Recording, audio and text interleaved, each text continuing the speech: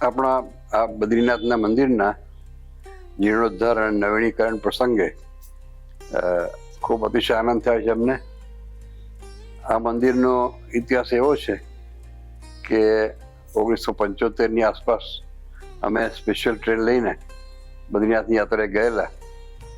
તે સમયે જ્યારે યાત્રા કરીને પાછા આવ્યા અને હરિદ્વાર સ્ટેશન ઉપર અમારી ટ્રેન ઊભી હતી અને પ્લેટફોર્મ ઉપર સભા થઈ, ત્યારે હરિભક્તોને મેં એમ કહ્યું કે આજે આપણે કથા વાર્તા નથી કરવી, મારે એક પ્રશ્ન તમને પૂછવો છે કે આપણે બદ્રીનાથ જઈ આવ્યા પણ ત્યાં બધે ધર્મશાળા વગેરેમાં ઉતર્યા, પણ આપણી પોતાની જગ્યા હોય તો કેવું?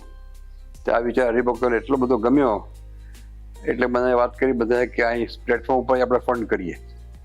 એટલે બદ્રીનાથ મંદિરનો ફંડ હરિદ્વાર સ્ટેશનના પ્લેટફોર્મ પર શરૂઆત થઈ છે એની. અને તે જ સમયે હું બોલતો ન હોઉં તો લગભગ યાત્રિકો દ્વારા 40 કે 50 હજાર રૂપિયાની સેવા ત્યાં પ્લેટફોર્મ પર થઈ હતી. આ બદ્રીનાથ મંદિરની શરૂઆતના પ્રસંગો છે.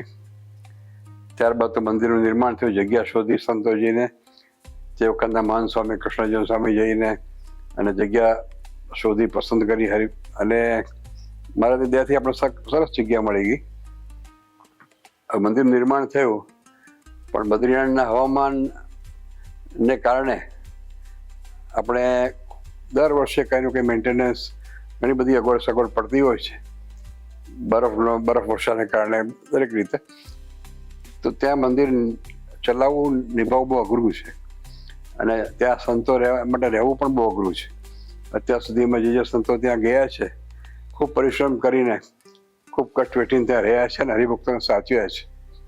અને અત્યારે પણ ગોલોક સ્વામી દ્વારા ખૂબ મહેનત પરિશ્રમ કરી ઘણા વર્ષોથી આ મંદિરનું નિર્માણ એમણે કરાવ્યું અને હરિભક્તોને પ્રેરણા કરી, હરિભક્તોને સાચવ્યા. એમને ખૂબ ખૂબ ધન્યવાદ છે. વળી સૌથી મોટા ધન્યવાદ તો આપણે મેપાણી પરિવારને આપીએ કે જેણે આ મંદિર માટે અમૂલ્ય સેવા કરી છે આ ભુજના સંતોની પ્રેરણાથી. અને આ પ્રસંગે હું યુટ્યુબમાં જોતો હતો કે ભુજના સંતોની ખૂબ સરસ હાજરી છે. તો તે ભુજના સંતોની પ્રેરણા, આશીર્વાદ અને ઉપસ્થિતિ અમને ખૂબ આનંદદાયક લાગે છે.